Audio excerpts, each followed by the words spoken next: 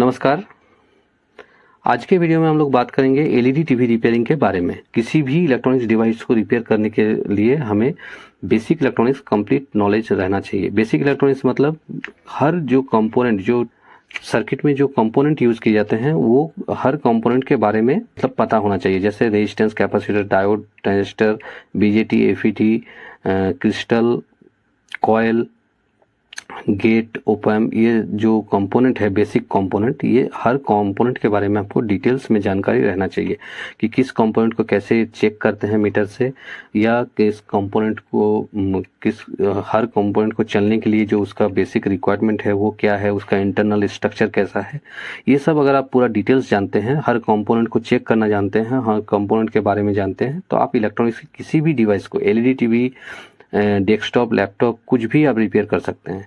आप किसी भी रिपेयरिंग के लाइन में जा सकते हैं अगर आपके पास बेसिक इलेक्ट्रॉनिक्स का नॉलेज है। तो बेसिक इलेक्ट्रॉनिक्स के बारे में अगर आप जानना चाहते हैं, हर कंपोनेंट के बारे में जानना चाहते हैं, तो डिटेल्स में आपको हमारे चैनल में वीडियो मिल जाएगा। आप इस चैनल को सब्सक्राइब कर लीजिए।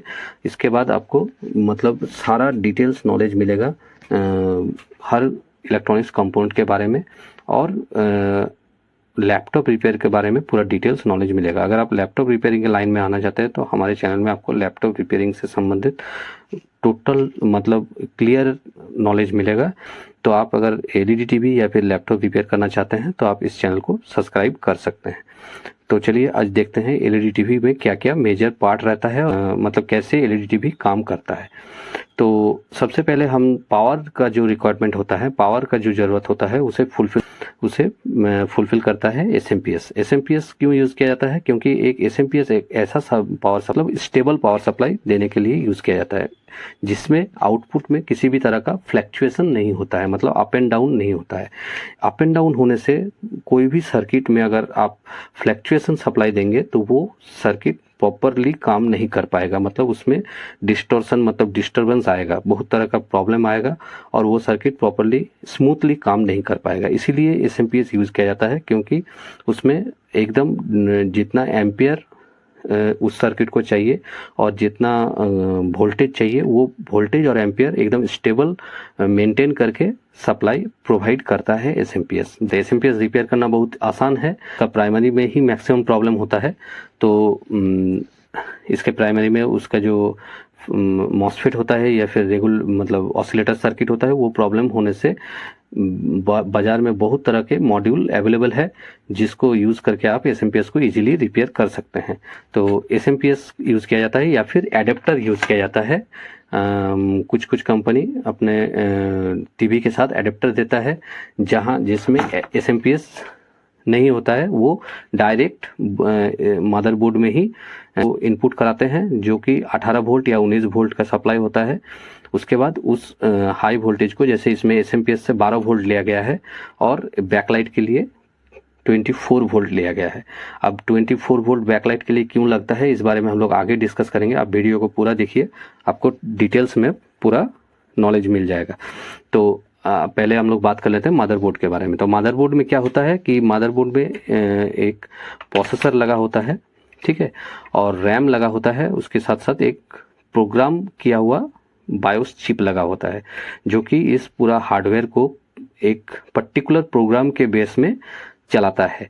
अगर मान लीजिए ये बायोस चिप नहीं रहेगा तो ये हार्डवेयर कैसे रन करेगा, उसको मैनेज करने का सिस्टम कहाँ होगा। मान लीजिए आप अगर कलर टीवी पहले अगर रिपेयर करते थे तो आपको एक मेमोरी मिलता था जो कि 8 लेग का होता था, उसी को कहते हैं बायोस चिप, ठीक है। बायोस मतलब एक ऐसा सॉफ्टवेयर कह सकते हैं, एक ऐसा प्रोग्राम जो कि एक पर्टिकुलर हार्डवेयर को प्रॉपरली रन कराने के लिए डिज़ाइन किया जाता है। मतलब उसका जो सॉफ्टवेयर है वो, इसका जो हार्डवेयर है वो किस तरह से स्टेप वाइज काम करेगा, कौन सा सप्लाई को पहले जनरेट करेगा, कौन सा सप्लाई बाद में जनरेट करेगा, कौन सा पावर सप्लाई को किस तरह से एक्सेप्ट करेगा और कैसे इसके इनपुट सिग्नल को प्रोसेस करके एलवीडीएस सिग्नल या फिर एडीपी सिग्नल में बदलेगा।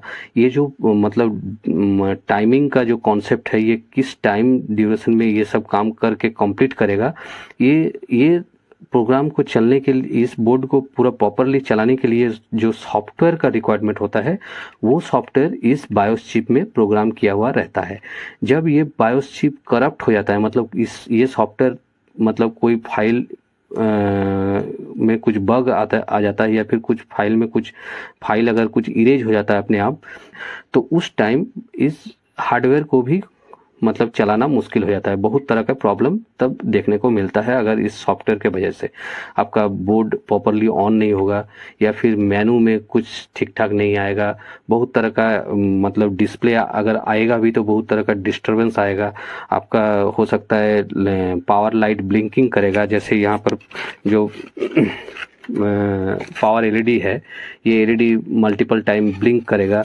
वो हर जो कंपनी का अपना अपना एरर कोड होता है, तो वो एरर मल्टीपल टाइप के एरर हो सकते हैं एक सॉफ्टवेयर के वजह से।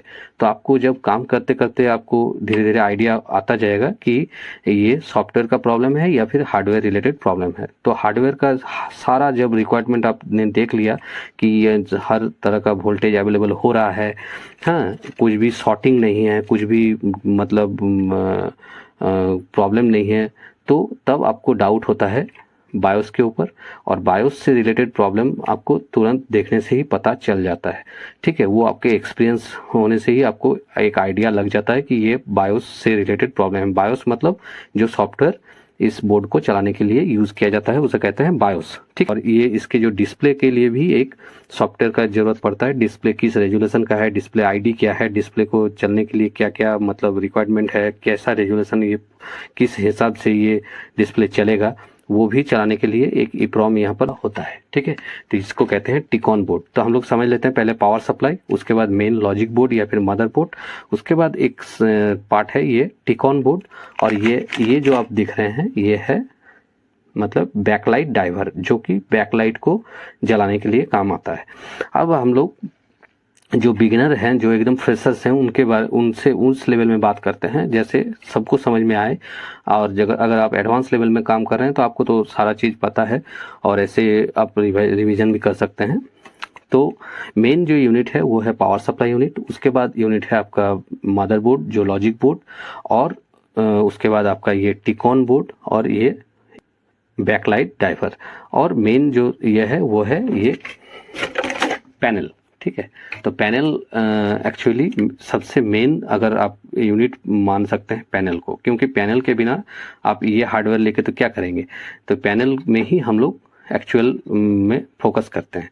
तो पैनल का रिपेयरिंग का जो ये है वो मतलब एलईडी टीवी रिपेयरिंग का सबसे कह सकते हैं मेन पार्ट कह सकते हैं इसको। तो पैनल रिपेयरिंग सीखना एक दिन का काम नहीं है। इसमें मेन जो ये है कॉन्सेप्ट है ये बॉन्डिंग किया हुआ रहता है, ये सोर्स कॉप। ठीक है, ये जो आप देख रहे हैं इसको कहते हैं स्केलर बोर्ड। अब स्केलर बोर्ड में ये जो सारे कंपोनेंट देख रहे हैं, आईसी देख रहे हैं, ये सब है टिकॉन बोर्ड का मतलब सेक्शन। अब इसका डिस्प्ले में क्या होगा, इसके स्केलर बोर्ड में सिर्फ ये सोर्स कॉप से ये मतलब स्केलर बोर्ड कनेक्ट होगा। इसमें किसी तरह का भी आईसी वगैरह नहीं होगा इस टीवी के स्केलर बोर्ड में, क्योंकि सारा जो आईसी और सारा जो सर्किट टिकॉन बोर्ड का है वो अलग से टिकॉन बोर्ड बना के यहाँ पर दिया गया है। ये मैक्सिमम ब्रांडेड टीवी में ही इस तरह का अलग से टिकॉन बोर्ड आपको देखने को मिलेगा, और किसी किसी टीवी में टिकॉन बोर्ड का जो सेक्शन है वो सीधा मेन लॉजिक बोर्ड में ही किया हुआ मिलता है। एमआई वगैरह टीवी में आपको टिकॉन का जो सेक्शन है वो लॉजिक बोर्ड में देखने को मिलता है, और ऐसे एलजी, सैमसंग, सोनी वो अलग से टिकॉन बोर्ड देते हैं, और लोकल टीवी जो बनाने वाले कंपनी है या फिर चाइनीज कंपनी है वो स्केलर बोर्ड में ही टिकॉन का सेक्शन देते हैं। ऐसे कुछ ब्रांडेड कंपनी भी इस टेक्नोलॉजी को फॉलो करते हैं। मतलब ये स्केलर बोर्ड में भी आपको ब्रांडेड कंपनी का भी स्केलर बोर्ड में आपको इस तरह का टिकॉन का सेक्शन बना हुआ मिल जाएगा। इसमें आपका mainly DC to DC IC और गामा आईसी और EEPROM ये सब मतलब जो सर्किट है ये आपको लगा हुआ मिलता है। तो टिकॉन बोर्ड में एक्चुअली कुछ वोल्टेज, बेसिक वोल्टेज आपको देखना पड़ता है। मतलब अगर टिकॉन बोर्ड में कुछ प्रॉब्लम आता है जिसके कारण डिस्प्ले में बहुत तरह के प्रॉब्लम आते हैं, जिस पैनल रिपेयरिंग में पैनल से रिलेटेड प्रॉब्लम मैक्सिमम टीवी में आता है। जैसे पैनल में वर्टिकल बार आता है और बहुत तरह के मतलब लाइनिंग टाइप का हो जाता है और नो डिस्प्ले का इशू आता है। बैकलाइट जल रहा है लेकिन नो डिस्प्ले का इशू आ रहा है इस तरह। तो उस केस में क्या होता है, ये जो बहुत केस में होता है, ये कॉप जो आईसी आपको देख रहे हैं, कॉप जो कनेक्शन दिख रहे हैं, ये कॉप कनेक्शन के बीच में कुछ शॉर्टिंग होना या फिर बर्निंग मतलब जल जाना या फिर किसी तरह का मतलब कॉप आईसी से रिलेटेड अगर प्रॉब्लम है तो उसमें क्या होता है, नो डिस्प्ले का इशू आता है, आपका बार टाइप का आता है। बहुत जिस कॉप में आपका शॉर्टिंग हुआ है उसको कटर से मतलब सर्जिकल ब्लेड से काट के, इस तरह के सर्जिकल ब्लेड लेके उसको काट के अलग किया जाता है और सीकेबी लाइन को भी काट के अलग किया जाता है और देखा जाता है कि वो प्रॉब्लम सॉल्व हुआ कि नहीं। क्योंकि ये जो कॉप का जो कॉन्सेप्ट है, ये यहाँ से स्केलर से जो लाइन बने हुए हैं हर टीएफटी के लिए, हर टीएफटी को मतलब डेटा और वोल्टेज सही से मतलब पहुंचाने के लिए, जो कि अगर एक किसी लाइन में प्रॉब्लम आए और उसको कट करके मतलब कटिंग करके आपका अलग कर दिया जाए सप्लाई से, तो भी उस पर्टिकुलर टीएफटी को सप्लाई देने के लिए और भी पैरेलल लाइन बने हुए होते हैं, जो कि अगर एक कॉप में प्रॉब्लम आ जाता है तो दूसरा मतलब लाइन से उस पर्टिकुलर एरिया में करंट और डेटा पहुंचाने का काम करता है। मतलब पैरेलल लाइन, बहुत सारे इनविजिबल पैरेलल लाइन बने हुए होते हैं जिससे डिस्प्ले को रिपेयर करने का ऑप्शन रहता है, मतलब रिपेयर करने का ऑप्शन रहता है, जिससे डिस्प्ले मैक्सिमम केस में रिपेयर हो जाता है।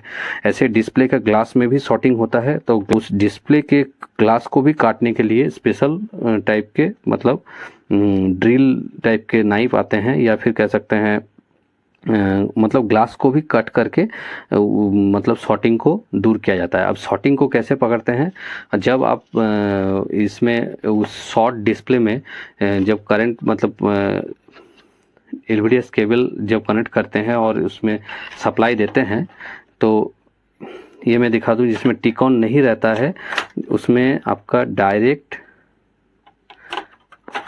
ये जो टिकॉन का ये है, ये टिकॉन का पार्ट जिसमें नहीं रहता है उसमें आप इस तरह से एलवीडीएस केबल डायरेक्ट इस पैनल में ही कनेक्ट होता है। ठीक है, इसमें कुछ दिक्कत है इसलिए घुस नहीं रहा है, ये घुस गया। ठीक है, तो ये एलवीडीएस केबल से जब कनेक्ट करते हैं और इस कहीं शॉर्टिंग रहता है तो ग्लास जो है उसको छूने से ही वो जिस एरिया में शॉर्टिंग रहता है उस एरिया में छूने से गर्म होता हुआ दिखता है, मतलब मिलता है। ठीक है, और जो गर्म होता हुआ एरिया है उसमें आपका उस एरिया में शॉर्टिंग रहता है, तो उसको ढूंढने के लिए इस तरह का मतलब इस तरह का मैग्नीफाइंग ग्लास से आप अगर देखेंगे तो आपको काला स्पॉट दिख जाएगा, या फिर जिस कॉप में मतलब कॉप आईसी में शॉर्टिंग रहता है उस कॉप आईसी में भी आपको काला स्पॉट देखने को मिलेगा या फिर जला हुआ चिप मिलेगा। ये जो इसके नीचे आपको दिखा देते हैं, ये जो चिप टाइप के बने हुए दिख रहे हैं, ये जो चिप टाइप के बने हुए दिख रहे हैं ये सब है कॉप चिप, कॉप आईसी। ठीक है, और ये जो प्लास्टिक के कनेक्टर दिख रहे हैं ये सब है कॉप मतलब कनेक्टर, मतलब कॉप कहते हैं, मेनली इसको सोर्स कॉप कहते हैं। ठीक है, तो सोर्स कॉप का काम क्या है, यहाँ स्केलर बोर्ड से सारा डेटा और करंट जो वोल्टेज है वो हर टीएफटी तक पहुंचाने का काम है ये सोर्स कॉप का। अब सोर्स कॉप में जो वोल्टेज मतलब वोल्टेज और डेटा जाता है भी, मतलब एलवीडीएस सिग्नल जाता है, जिससे यहाँ के जो टीएफटी है वो एक्टिव होके में जो कलर के फिल्टर लगे हुए हैं उस कलर सब पिक्सल के अंदर से जब लाइट हमारे आंख में आता है तो हमें पर्टिकुलर जगह में इमेज देखने को मिलता है। मदरबोर्ड है वो क्या काम करता है, मल्टीपल इनपुट को लेके उसको प्रोसेस करके एलवीडीएस सिग्नल में बदलता है या फिर ईडीपी सिग्नल में बदलता है, मतलब एम्बेडेड डिस्प्ले पोर्ट सिग्नल में बदलता है। ईडीपी का जरूरत क्यों पड़ा, एलवीडीएस जो कॉन्सेप्ट है वो एक्चुअली मैक्सिमम फुल एचडी तक आपको मतलब आउटपुट दे सकता है। फुल एचडी मतलब 1920 इंटू 1080 मतलब पिक्सल रेजोल्यूशन को एलवीडीएस सपोर्ट करता है। उसके बाद जब 4K आउटपुट का ज़रूरत पड़ता है, जब यूएचडी मतलब हम लोग ये करते हैं किसी डिस्प्ले में आउटपुट चाहते हैं, तब वहाँ लगता है ईडीपी टेक्नोलॉजी, मतलब एम्बेडेड डिस्प्ले पोर्ट काम करता है वहाँ पर। तब एलवीडीएस का मतलब कॉन्सेप्ट तब काम नहीं करता है। तो ईडीपी तब क्या करता है, यहाँ हाई स्पीड डेटा ट्रांसफ़र करता है। एलवीडीएस से लगभग 10 गुना 20 गुना स्पीड से डेटा को ट्रांसफ़र कर सकता है।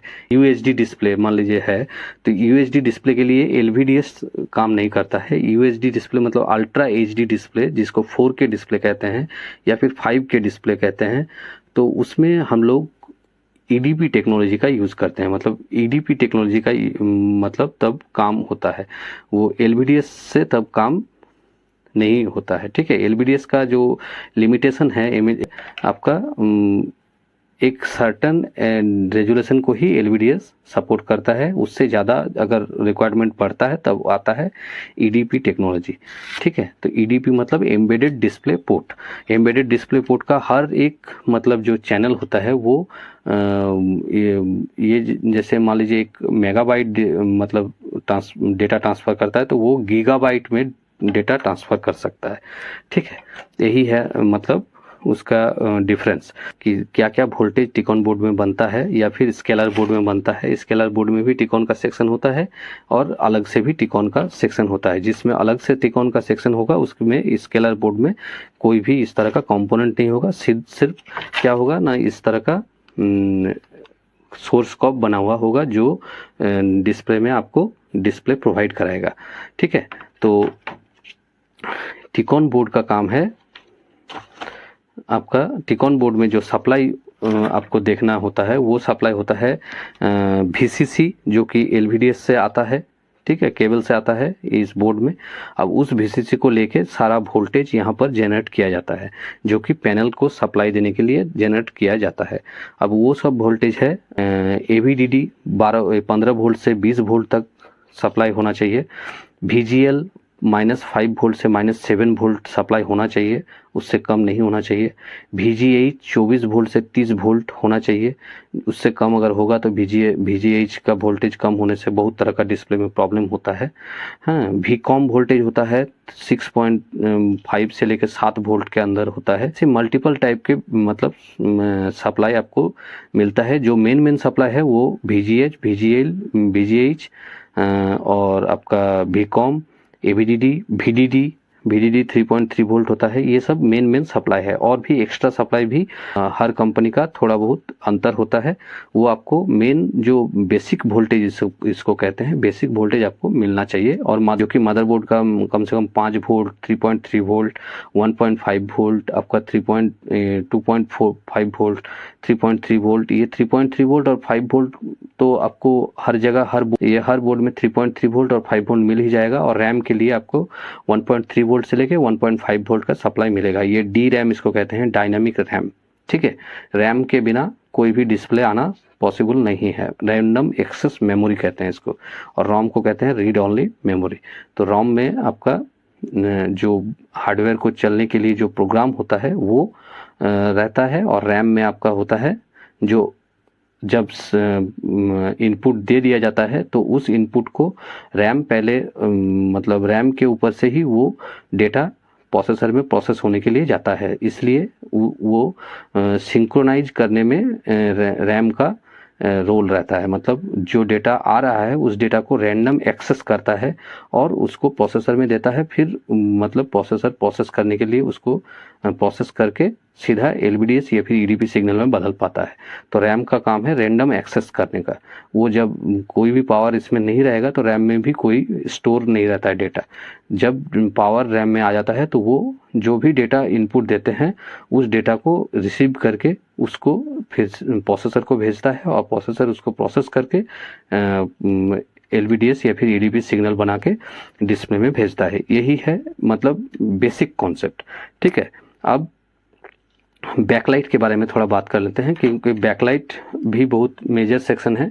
तो बैकलाइट जब ये पावर सप्लाई से हम लोग पावर मिल जाता है बोर्ड को, तो पावर सप्लाई एक सिग्नल भेजता है जिसको कहते हैं BL ऑन, मतलब बैकलाइट ऑन, या जो कि बैकलाइट मतलब BL या BL ऑन या फिर BK ऑन, इस तरह का एक सिग्नल यहाँ पर आता है बोर्ड से पावर सप्लाई के लिए, मतलब एसएमपीएस के लिए। अगर एसएमपीएस नहीं रहा, अगर डायरेक्ट 18 वोल्ट एडाप्टर रहा, तो वो BL ऑन जाता है इस बैकलाइट डाइवर के सेक्शन में। अब बैकलाइट डाइवर के सेक्शन में जब BL ऑन पहुंचता है और आपका बैकलाइट को चलाने का वोल्टेज जो थोड़ा हाई वोल्टेज होता है, कहीं किसी में इसमें जैसे 24 वोल्ट सप्लाई ले रहा है और किसी में 18 वोल्ट सप्लाई भी लेता है, तो वो सप्लाई जब बैकलाइट में पहुंचता है तो बैकलाइट सेक्शन उस सप्लाई को और भी ज़्यादा बूस्ट कर देता है। बूस्ट कन्वर्टर का काम करता है बैकलाइट। क्या करता है? बूस्ट कन्वर्टर का काम करता है, उस सप्लाई को और भी ज़्यादा बढ़ा देता है। मतलब मान लीजिए 18 वोल्ट यहाँ दिया है या फिर 24 वोल्ट दिया है, तो यहाँ हो सकता है एलईडी का जो रिक्वायरमेंट है, एलईडी जो जलने का रिक्वायरमेंट है, मान लीजिए ऐसा एलईडी यूज़ किया गया है, इसको कहते हैं एज एलईडी। तो ये हर एलईडी मान लीजिए 3 वोल्ट का है, तो इतना जो एलईडी लगा हुआ है, इसका मतलब ये कम से कम 100-150 वोल्ट का होगा। ऐसे मैं एग्जांपल दे रहा हूँ। अगर मान लीजिए ये 2 वोल्ट का है और एक साथ 50 एलईडी यूज़ किया गया था, 2 volt into 50 into equal to 100 volt. तो 100 वोल्ट अगर यहाँ पर ज़रूरत है, यहाँ आप देख रहे हैं 24 वोल्ट, तो वो तो एलईडी जलेगा नहीं, तो उसको करना पड़ता है बूस्ट। तो बूस्ट जब करना पड़ता है, तो बूस्ट करने के लिए यहाँ पर एक ऑसिलेटर आईसी और एक मॉसफेट यूज़ किया जाता है, जो कि वहाँ मतलब स्विचिंग करके उस लो वोल्टेज को हाई वोल्टेज में बूस्ट कर देता है, जिससे उस बैकलाइट के एलईडी स्ट्रिप को उसके रिक्वायरमेंट के हिसाब से वोल्टेज मिल जाता है। जब बैकलाइट स्ट्रिप में कनेक्शन करेंगे इस यूनिवर्सल बैकलाइट ड्राइवर को, तो ये लगभग उसके अकॉर्डिंग अपने आप को मतलब स्विचिंग करके लगभग उतना ही वोल्टेज निकाल देगा, जिससे ये बैकलाइट प्रॉपरली मतलब फुल इंटेंसिटी के साथ जल पाए। मतलब लो इंटेंसिटी के साथ अगर डिम जलेगा, तो डिम जलने से तो आपको प्रॉपर ब्राइटनेस नहीं मिलेगा।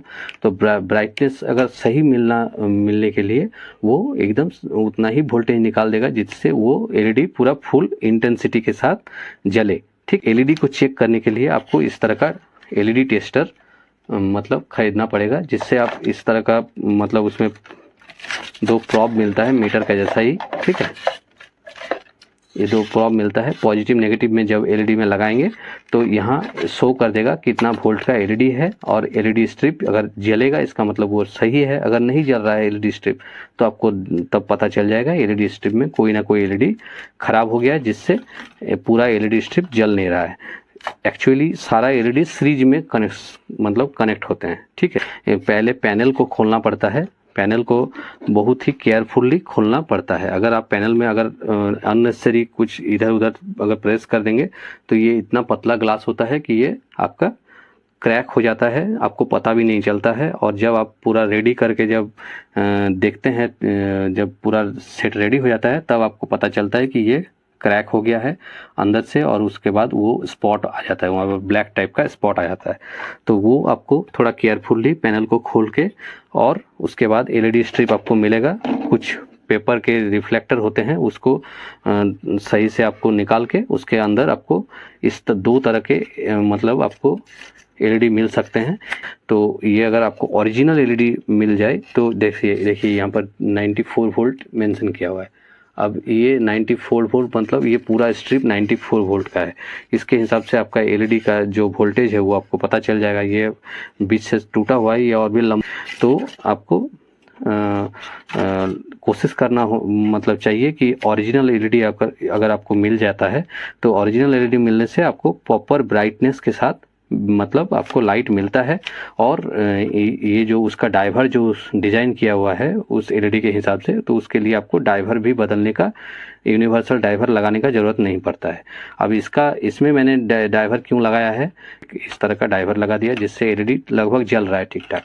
ठीक है, तो ये भी बहुत आसान है ये बात, एलईडी ड्राइवर किस तरह से तो मेन जो कॉन्सेप्ट है वो है पैनल रिपेयरिंग का। और पैनल का जो वोल्टेज है, बेसिक वोल्टेज आपको पता होना चाहिए। पैनल का सॉफ्टवेयर भी मतलब पैनल आईडी होता है, इसके अंदर पैनल का आईडी होता है और पैनल का रेजोल्यूशन होता है, जिससे जो मदरबोर्ड के साथ कनेक्ट होने से मदरबोर्ड में इंफॉर्मेशन जाता है कि किस तरह का पैनल इसमें लगा हुआ है। तो पैनल आईडी इसीलिए वो मदरबोर्ड को इंफॉर्मेशन देने के लिए पैनल आईडी का यूज़ होता है, ठीक है।